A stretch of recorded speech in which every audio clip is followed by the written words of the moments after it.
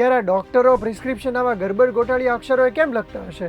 શું એ ઉકલેબલ અક્ષરોમાં ના લખી શકે? આવો પ્રશ્ન તમને ઘણી બધી વાર થયો હશે અને આવો જ એક પ્રશ્ન ઉદ્ભવ્યો પંજાબ અને હરિયાણા હાઈકોર્ટમાં. ત્યાર પછીથી હાઈકોર્ટે આદેશ આપી દીધો કે રાજ્યના તમામ ડોક્ટર્સે પ્રિસ્ક્રિપ્શન માત્ર ને માત્ર કેપિટલ અક્ષરોમાં જ લખવાના રહેશે. હાઈકોર્ટે કહ્યું છે કે આર્ટિકલ 21 પ્રમાણે રોગ અને ચિકિત્સા વિશે જાણવાનો દર્દીને પૂરેપૂરો અધિકાર છે અને એને જાણ હોવી જોઈએ કે મને કઈ દવા લખવામાં આવી છે. કોર્ટે કહ્યું કે અમારી પાસે 2 એવા કિસ્સા આવ્યા કે જેમાં પ્રિસ્ક્રિપ્શનનો એક પણ શબ્દ અમને સમજાતો નહોતો. ટેકનોલોજી અને કમ્પ્યુટરના જમાનામાં સરકારી દવાખાના ડોક્ટર્સ મેડિકલ હિસ્ટ્રી અને પ્રિસ્ક્રિપ્શન હાથથી લખે છે એ નવાઈની વાત છે અને એટલા માટે ભવિષ્યમાં આવું ન બને એ માટે થઈને ટેકનોલોજીકલ સહાય પણ કરવાનો નિર્દેશ અપાયો છે. હાઈકોર્ટે જણાવ્યું કે આ મુદ્દો ખૂબ જ ગંભીર અને મહત્વનો છે અને પોતાના પ્રિસ્ક્રિપ્શન વિશે જાણવાનો દર્દીને પૂરેપૂરો અધિકાર છે, કારણ કે હેલ્થ અને ટ્રીટમેન્ટ એ બંને માણસના જીવવાના અધિકારનો જ એક ભાગ છે. પંજાબ, હરિયાણા અને ચંદીગઢમાં તો આ નિયમ લાગુ કરવામાં જ આવ્યો છે, પરંતુ સરકારને પણ નિર્દેશ અપાયો છે કે એક ગેઝેટ નોટિફિકેશન બહાર પાડવામાં આવે અને એના આધારે દેશભરમાં ધીમે ધીમે આ પ્રકારનો નિયમ લાગુ કરાય. તો મિત્રો, મેડિકલ પ્રિસ્ક્રિપ્શનને લઈને તમે ક્યારેય તકલીફો ભોગવી છે?